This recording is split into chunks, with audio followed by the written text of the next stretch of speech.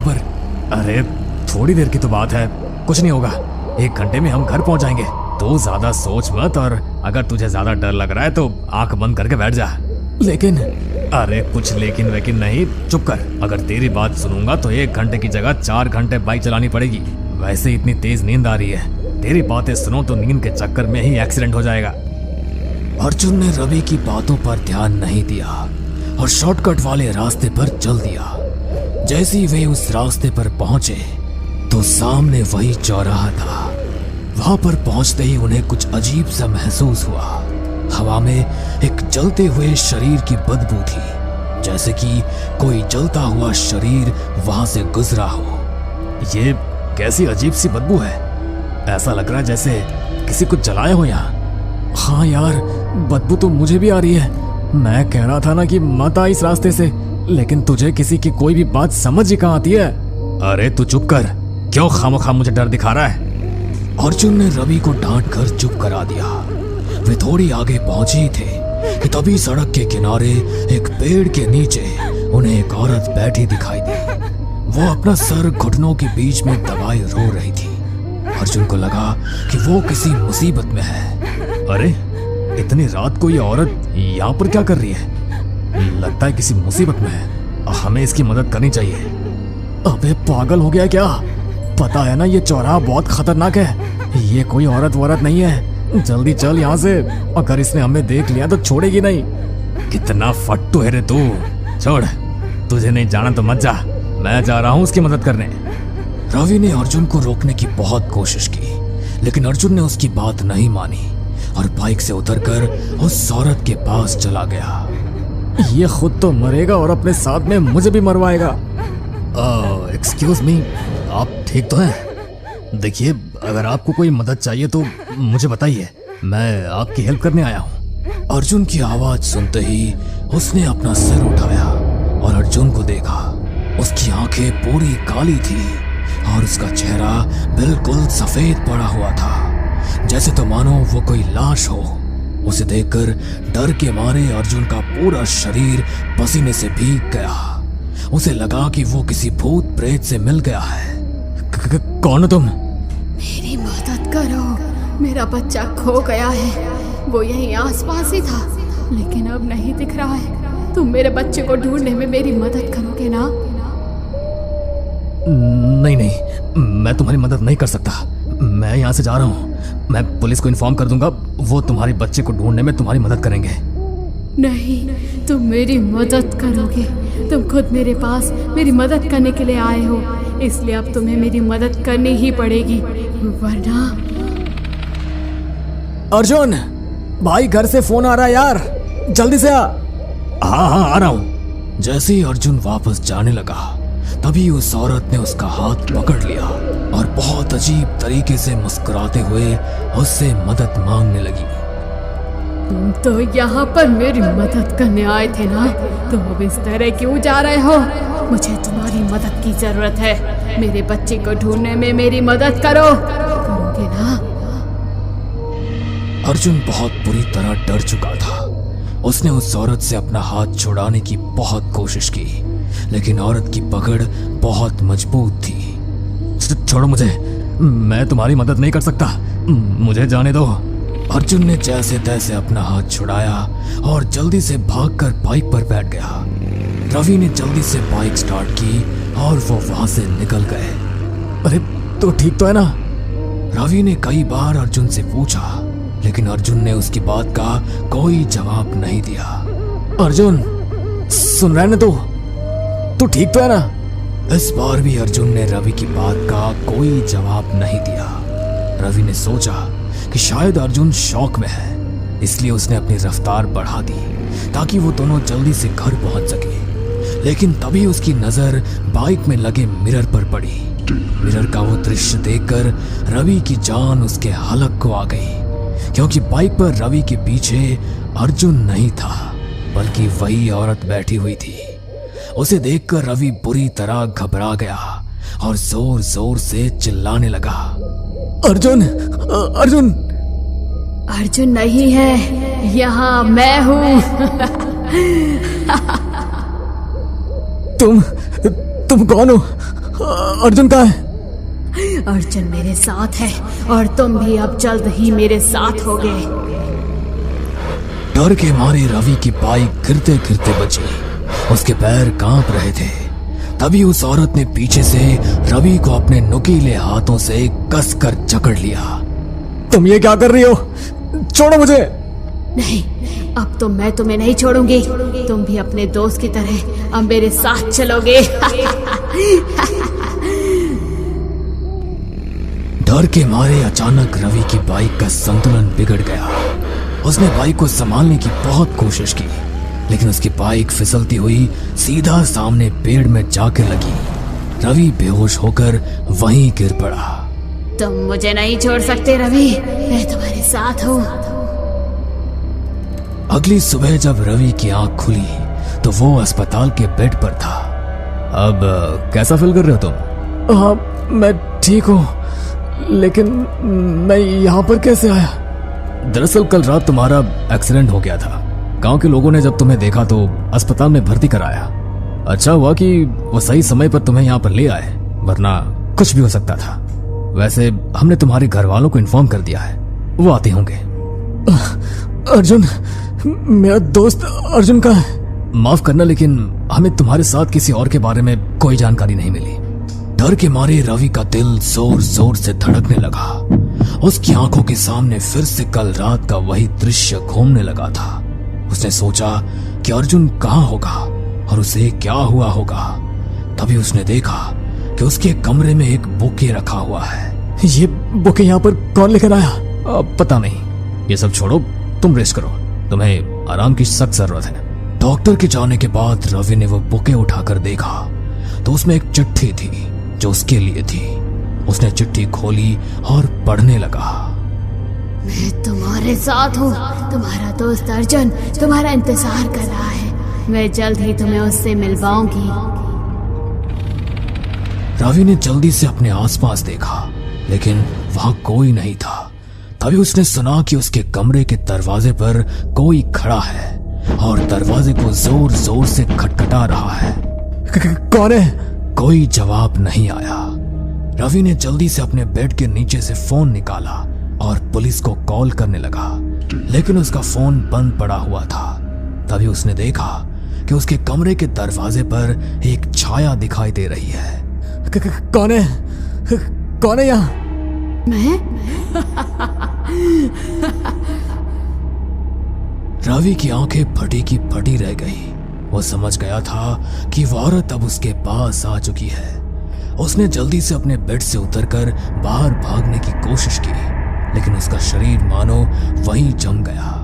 वो वहां से हिल भी नहीं पा रहा था। तभी दरवाजे पर फिर से वही भयानक आवाज आई। रवि, मैं तुम्हारे साथ हूँ। तुम्हारा दोस्त अर्जुन तुम्हारा इंतजार कर रहा है। डर के मारे रवि ने अपनी आंखें बंद कर ली और कुछ देर बाद वो आवाजें भी बिल्कुल शांत हो गई। तो रवि ने अपनी आंखें खोली, लेकिन तभी उसने देखा कि वो औरत उसके कमरे में आ गई है। उसकी पूरी आंखें काली थी और उसका चेहरा उसी तरह बिल्कुल सफेद पड़ा हुआ था। अर्जुन भी अब उसके सामने खड़ा था, लेकिन उसकी आंखें भी अब पूरी काली हो चुकी थी और उसका चेहरा उसी तरह बिल्कुल सफेद पड़ा हुआ था। अर्जुन अब उसकी ओर बढ़ रहा था। अर्जुन ने रवि को पकड़ लिया और उसे उस औरत की ओर धकेलने लगा। रवि ने अपने आप को छुड़ाने की कोशिश की, लेकिन अर्जुन की पकड़ बहुत ज्यादा मजबूत हो चुकी थी। औरत ने रवि को पकड़ लिया और उसे अपनी तरफ खींचने लगी। रवि की चीखें अस्पताल के कमरे में गूंज गई। उस कमरे के बाहर किसी को भी रवि की चीखने चिल्लाने की कोई भी आवाज सुनाई तक नहीं दे रही थी, इसलिए कोई उसकी मदद करने नहीं आया। अस्पताल के कमरे में अचानक अंधेरा हो गया और रवि की चीखें धीरे धीरे खत्म हो गई। जब अस्पताल के कर्मचारियों ने कमरे में आकर देखा तो रवि वहां नहीं था। अस्पताल के कर्मचारियों ने रवि की तलाश शुरू कर दी, लेकिन वो कहीं नहीं मिला। उसका फोन भी बंद था। पुलिस को सूचित किया गया, लेकिन पुलिस को भी रवि का कोई सुराग नहीं मिला। अर्जुन के घर वालों ने भी उसके गुमशुदा होने की रिपोर्ट लिखवाई, लेकिन पुलिस को भी अर्जुन के गायब होने का भी कोई सुराग नहीं मिला। अगले दिन अस्पताल के कर्मचारियों को एक अजीब सी चिट्ठी मिली। उस पर लिखा था, रवि मेरे साथ है, वो जल्दी वापस आएगा। चिट्ठी के नीचे एक फोटो था जिसमें रवि और अर्जुन दोनों थे, लेकिन उनकी आंखें पूरी की पूरी काली थी और उनके चेहरे सफेद थे। अस्पताल के कर्मचारियों को डर लगने लगा। उन्होंने पुलिस को सूचित किया, लेकिन पुलिस भी इस मामले को समझ नहीं पाई। कुछ दिनों बाद रवि का फोन अचानक से चालू हो गया। उसके फोन से पुलिस को एक मैसेज आया। जब पुलिस से रवि ने फोन की लोकेशन चेक की तो उसकी लोकेशन उसी चौराहे की दिखाई दे रही थी। मैं वापस आ गया हूं, मुझसे मिलने आओ। मैसेज के नीचे एक पता था। पुलिस ने रवि को बचाने के लिए उस पते पर जाने का फैसला किया, लेकिन जब पुलिस वहां पहुंची तो उनकी उम्मीदों के विपरीत वहां कोई घर या कमरा नहीं था। सिर्फ एक चौराहा था, जो कि वही चौराहा था जहां रवि का एक्सीडेंट हुआ था। पुलिस को अजीब सी अनुभूति हुई। उन्होंने आसपास देखा, लेकिन वहां कोई नहीं था। तभी उन्होंने देखा कि उसी पेड़ पर जिससे रवि की बाइक टकराई थी, 2 लाशें लटकी हुई थी। पुलिस के होश उड़ गए। वे दौड़कर पेड़ के पास पहुंचे और देखा कि वे लाशें रवि और अर्जुन की थी, लेकिन उनकी आंखें पूरी काली थी और उनके चेहरे सफेद पड़े थे। वो दोनों मुस्कुरा रहे थे, लेकिन उनकी मुस्कुराहट भयानक थी। तभी अचानक से हवा बदल गई और अंधेरा हो गया। पुलिस को लगा कि वे लाशें हिल रही हैं। उन्होंने देखा कि रवि और अर्जुन की लाशें धीरे धीरे नीचे उतर रही है। पुलिस के पैर जमीन में गड़ गए। वे कहीं नहीं भाग सके। रवि और अर्जुन की लाशें उनके पास आ गई और उन्होंने पुलिस वालों को अपनी काली डरावनी आंखों से देखा। अब तुम्हारी बारी है। पुलिस वालों की चीखें उस चौराहे पर गूंज गई, लेकिन कोई उनकी मदद करने नहीं आया। उस दिन के बाद से उस चौराहे पर कोई नहीं गया। लोग कहते हैं कि उसी औरत के साथ रवि और अर्जुन की आत्माएं भी अब उस चौराहे पर भटकती है, और जो कोई भी वहां जाता है वो कभी वापस नहीं आता। उस दिन के बाद से वैसे तो उस चौराहे के आसपास से भी कभी कोई नहीं गुजरा, लेकिन अगर आपको मौका मिले तो क्या आप कभी उस चौराहे से गुजरना चाहोगे? तुम्हारी वजह से हम सब इस आइलैंड पर फंस गए हैं। कैप्टन को इन्फॉर्म किए बिना तुम हम सबको यहाँ ले आए। अगर हम यहाँ मर गए तो किसी को पता भी नहीं चलेगा। भूमि, नेहा, रोहन और प्रनीत आइलैंड के बीचों बीच फंस चुके थे। रात के गहरे अंधेरे में समुद्र के बीचों बीच लंबे घने पेड़ों के अलावा उन्हें दूर दूर तक कुछ भी नजर नहीं आ रहा था। उनके कानों में पड़ने वाली सियार और जंगली जानवरों की आवाज उनके दिल के खौफ को और भी बढ़ा रही थी। यहाँ ना जाने कितनी जंगली जानवर हैं। हमें आज की रात यहाँ बिताने के लिए कोई सुरक्षित जगह ढूंढनी होगी। नेहा के इतने कहते ही उन सभी को झाड़ियों के पीछे से किसी के कदमों की हलचल सुनाई दी। उन्होंने जैसे ही पीछे की ओर मुड़कर देखा तो डर के मारे उनका शरीर पूरी तरह कांपने लगा। झाड़ियों के बीच से 2 चमकती हुई आंखें बड़े ही भयानक तरीके से उन्हें घूर रही थी। वहाँ कौन है? कौन है वहाँ? मुझे बहुत डर लग रहा है। भागो यहाँ से।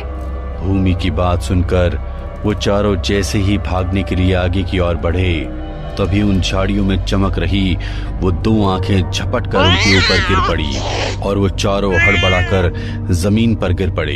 ये तो जंगली बिल्ली है। हम खामखा ही इतना डर गए। वो चारों फिर से आगे बढ़ने लगे। तभी उन्हें महसूस हुआ कि कदमों की एक दबी सी आवाज लगातार उनका पीछा कर रही है। हम आगे तो बढ़ रहे हैं, लेकिन आखिर हमें जाना कहाँ है? हमें कंपास में डायरेक्शन देखकर आगे बढ़ना होगा, वरना अगर एक बार रास्ता भटक गए तो बाहर की तरफ निकलना मुश्किल हो जाएगा। रोहन ने डायरेक्शंस देखने के लिए अपने बैग से कंपास निकाला तो वो कंपास बड़ी ही तेजी से चारों दिशाओं में घूमने लगा और देखते ही देखते कंपास का कांच टूटकर बुरी तरह जमीन पर बिखर गया। ये सब क्या हो रहा है? अचानक से कंपास कैसे टूट गया? सुनो, सब एक दूसरे का हाथ पकड़ लो, वरना यहाँ खो गए तो मिलेंगे भी नहीं। नेहा, नेहा कहाँ है? नेहा, नेहा! अभी तक तो वो यहीं थी, अचानक कहाँ गायब हो गई? वो तीनों इधर उधर अपनी नजरें घुमाकर नेहा को ढूंढने लगे। तभी उन्हें कुछ दूर से नेहा की चीखने की आवाज सुनाई दी। ये आवाज तो उस तरफ से आ रही है। नहीं, आवाज उस तरफ से आ रही है।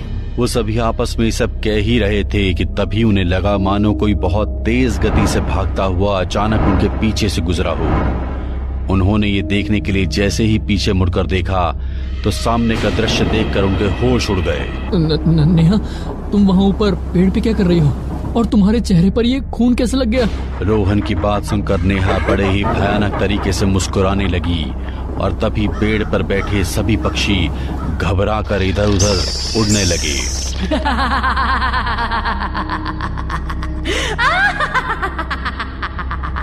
भयानक तरीके से हंसते हुए वो एक ही झटके में पेड़ से नीचे कूद गई और उन तीनों की तरफ अपनी भयानक लाल सुर्ख आंखों से देखती हुई बड़े ही डरावने तरीके से मुस्कुराने लगी। प्रणीत, तुम मुझे ऐसे क्यों देख रहे हो? क्या तुम मेरे पास आना चाहते हो? इतना कहकर वो अपने हाथ को बुरी तरह मरोड़ने लगी और सुनसान आइलैंड पर उसकी हड्डियों के चटकने की आवाज बुरी तरह गूंजने लगी और वो फिर से उसी शैतानियत भरी मुस्कुराहट के साथ हंसने लगी। ये अब हमारी नेहा नहीं है, भागो यहाँ से, वरना ये हम में से किसी को नहीं छोड़ेगी। वो तीनों जैसे ही भागने के लिए आगे बढ़े तभी नेहा ने रोहन के पैरों को जकड़कर उसे बुरी तरह जमीन पर गिरा दिया। तभी अचानक एक लकड़ी का गट्ठा आकर नेहा के सर से टकराया और वो रोहन से दूर जाकर गिर पड़ी। मौका मिलते ही रोहन भी उठकर वहां से भाग निकला। थोड़ी दूर भागने के बाद उसका पैर किसी चीज से टकराया और वो लड़खड़ाकर जमीन पर गिर पड़ा। उसने अपने बैग से टॉर्च निकाली और टॉर्च की रोशनी डालकर उसने जैसे ही नीचे की ओर देखा तो डर के मारे उसका शरीर बुरी तरह कांपने लगा। दूर तक फैली जमीन पर इंसानी शरीर के कंकाल बिखरे हुए थे। ये सब क्या हो रहा है? इतने सारे इंसानों के कंकाल। मुझे जल्द से जल्द भूमि और प्रणीत तक पहुंचना होगा। रोहन जैसे ही वहां से उठकर भागने की कोशिश करने लगा तब भी कौवों के एक झुंड ने आकर उस पर हमला कर दिया और अपनी चोंच से उसके शरीर के मांस को बुरी तरह नोचने लगे। कौवों की चोट से रोहन के शरीर से खून बहने लगा। तभी वो हिम्मत करके कंकाल के हड्डियों से कौवों को दूर भगाने की कोशिश करने लगा। उसने हड्डियों को उठाकर उनके ऊपर फेंकना शुरू किया और उनसे पीछा छुड़ाकर वहां से भागने लगा। तभी दो हाथों ने बड़ी फुर्ती से उसके हाथों को पकड़कर अपनी ओर खींच लिया। कौन है? छोड़ो मुझे। अबे चुप हो जा, हम हैं। दोनों ध्यान से सुनो, ये हमारा आखिरी मौका है। अगर इस बार हम अलग हुए तो फिर कभी नहीं मिलेंगे। हम यहाँ से जिंदा बच के नहीं जा सकते। यहाँ अनगिनत इंसानों के कंकाल बिखरे हुए हैं। मुझे इन सब का कारण जंगली जानवर नहीं बल्कि कुछ और ही लग रहा है। अगर यहाँ जंगली जानवर होते तो हमें अभी तक जरूर मिलते। और जो कुछ भी नेहा के साथ हुआ वो बिल्कुल भी नॉर्मल नहीं है। रोहन, तुम मुझसे डरकर भाग क्यों आए? मैं कब से तुम्हें ढूंढ रही थी। अच्छा हुआ जो तुमने मुझे याद कर लिया। आओ, मेरे पास आओ। इतना कहकर वो रोहन की ओर बढ़ने लगी और इस बार उसने अपने गंदे हाथों से रोहन की गर्दन को बुरी तरह जकड़ लिया और देखते ही देखते कुछ देर बाद रोहन के शरीर पर अनगिनत कीड़े आकर लिपट गए। उस भयानक दर्द के मारे रोहन बुरी तरह चीखने लगा और उसकी चीख से पूरा आइलैंड बुरी तरह गूंज उठा। प्रणीत, हमें रोहन को बचाना होगा। हम कैसे उसकी मदद करें? हम कुछ नहीं कर सकते भूमि, हमें कुछ भी करके अपनी जान बचानी होगी। उनकी बात सुनकर नेहा उन दोनों की ओर बढ़ी और अपनी गर्दन की हड्डियों को चटकाती हुई खूंखार जानवर की तरह उन पर झपटने लगी। तभी भूमि प्रणीत का हाथ पकड़कर तेज तेज ओम नमः शिवाय का जाप करने लगी। ओम नमः शिवाय, ओम नमः शिवाय, ओम नमः शिवाय। मंत्र का जाप अपने कानों में पड़ते ही नेहा का शरीर बुरी तरह कांपने लगा। और वो उस चाप को बंद करने के लिए भूमि की ओर देखकर बुरी तरह चीखने लगी। बंद करो इसे, बंद करो, छोड़ूंगी नहीं तुम दोनों को मैं। इसी वक्त बंद करो इस चाप को। भूमि के साथ साथ अब प्रणीत भी तेज आवाज में ओम नमः शिवाय का जाप करने लगा। तभी अचानक उन दोनों को अपने शरीर में से एक अलौकिक ऊर्जा महसूस हुई। तभी उन्हें महसूस हुआ कि कोई अदृश्य शक्ति उन्हें दबी सी आवाज में कुछ बताना चाहती हो। वो दोनों उस दबी सी आवाज को ध्यान से सुनने लगे। उत्तर दिशा की ओर आगे बढ़ो। उस आवाज को सुनकर वो दोनों बिना कुछ सोचे समझे आगे की ओर बढ़े। हमें उत्तर दिशा की ओर जाना है, लेकिन हम उत्तर दिशा का पता कैसे लगाएं? हमारे पास तो कंपास भी नहीं है। वैसे तो चांद हर रोज हल्की सी दिशा बदलता है, लेकिन आज पूर्णिमा की रात है और पूर्णिमा की रात चांद उगने के बाद पूर्व दिशा में स्थित रहता है। अगर पूर्व दिशा का पता चल गया तो उत्तर दिशा का पता तो हमें लग ही जाएगा। इतना कहकर उन्होंने जैसे ही आसमान की ओर देखा तो उन्हें घने काले आसमान की सिवाय कुछ दिखाई नहीं दिया। ये कैसे पॉसिबल है? पूर्णिमा की रात को आसमान में चंद्रमा ना हो, ये कैसे हो सकता है? जरूर ये सब उसी का साया है। मंत्र का जाप करो, सब ठीक हो जाएगा। उन दोनों ने जैसे ही फिर से मंत्र का जाप करना शुरू किया, तभी आसमान की काली घटाएं छटने लगी और देखते ही देखते घने काले आसमान के पीछे से चंद्रमा की रोशनी बिखरने लगी। दिख गया चांद, इसका मतलब वो दिशा उत्तर है, चलो। वो दोनों जैसे ही उत्तर दिशा की ओर बढ़ने लगे, वैसे ही चमगादड़ों का झुंड उन पर हावी हो गया और उनके रास्ते को रोकने की कोशिश करने लगा। प्रणीत, हमें जाप करते रहना होगा। यहाँ जो भी शैतानी शक्ति है उससे बस भगवान की शक्ति से हराया जा सकता है, इसलिए जाप करो। उन्होंने जैसे ही दोबारा से जाप करना शुरू किया, वैसे ही साए की तरह मंडरा रहे सभी चमगादड़ अचानक वहां से गायब हो गए और तभी कुछ दूरी पर उन्हें बहुत तेज रोशनी दिखाई पड़ी। वो दोनों मंत्र का जाप करते हुए उस रोशनी की ओर बढ़े और उस गुफा के अंदर गए। उस गुफा के अंदर पहुंचते ही उन्हें ओम की ध्वनि सुनाई पड़ी। तभी उन दोनों की नजर वहां पर स्थापित शिवलिंग पर पड़ी। वो दोनों शिवलिंग की ओर बढ़े और भगवान के आगे नतमस्तक होकर उनसे मदद की गुहार करने लगे। तभी शिवलिंग के पास उन्हें एक किताब रखी हुई दिखाई दी। प्रणीत ने उस किताब को अपने हाथों में उठाया और उसे खोलकर उस किताब को पढ़ना शुरू किया। इस किताब को पढ़ के मुझे सब समझ आ गया है। पिछले 300 सालों से ये आइलैंड श्रापित है। यहाँ के राजा को धन संपदा में बहुत लालच था। वो हर द्वीप पे आक्रमण करके बल से ही नहीं तो छल से उनके धन कोष को लूटने लगा था। यहाँ तक कि कुंवारी लड़कियों को भी अपने साथ अपने राज्य में उनका अपहरण करके लाने लगा था। बहुत बुरे काम किए थे उसने, इतना कि शायद नर्क में भी हर एक सजा का भागी बना था। लेकिन इस सब का इस आइलैंड के श्राप से क्या लेना देना है? एक बार एक ब्राह्मण की कुंवारी बेटी का अपहरण करके दुष्कर्म किया उस जल्लाद ने और उसे मार के उसके पिता के पास उसके मृत शरीर को भिजवा दिया उस पापी ने। ब्राह्मण ने जब अपनी आंखों के सामने अपनी बेटी को ऐसी हालत में देखा तो राजा के दरबार में पहुंच के उसने श्राप दिया कि 1 माह के अंदर वो और उसका पूरा साम्राज्य नष्ट हो जाएगा और उस द्वीप पे जो भी आएगा उस पर शैतान अपना कब्जा करके उसे नष्ट कर देंगे। इसका मतलब कि हम भी मारे जाएंगे।